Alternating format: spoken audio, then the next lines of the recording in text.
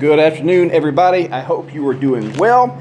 Wanted to show you guys a little bit of update on our fire screen here. This is a fire screen blank. You can see even for a blank though, it's got some pretty interesting details. Got our nice little handles up here, of course, our forge welded leaves.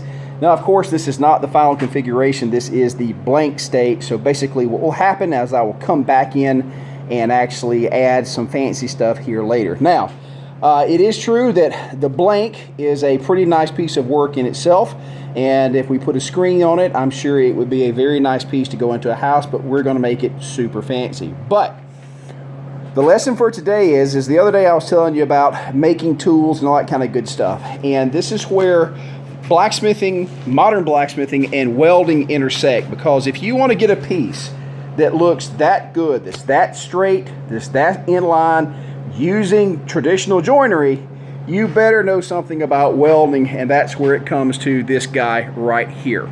So this is a frame that is made with 1-inch square bar with a piece of 1.5 inches on top of it, and this is basically how you make certain that your frame is going to be straight when you hammer everything up. So a couple things here.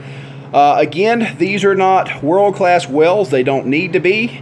You just need to have a good frame up under it. Everything needs to be straight, level, and square. But what this guy does is, as you're assembling this, now you can see here's a bottom bar. We haven't completely punched it yet. But you can see I actually have cutouts for the swell where it's been punched and stretched, right? So this thing will lay completely flat.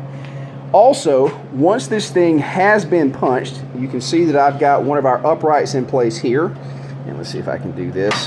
Take this one off. Of course, what would happen, and I don't think I've even dressed this in, that will slide all the way through there. Everything will lock up, and this allows you to test fit everything. And more importantly, when you come down here to your tenon, you're going to cut this and then, of course, torch it and rivet it. You do this all here on this super heavy frame. And so what happens is when you're done with this, everything is still square. Now, sometimes you have to come in with a rosebud torch and heat these areas just to relax them, to make it sit flat.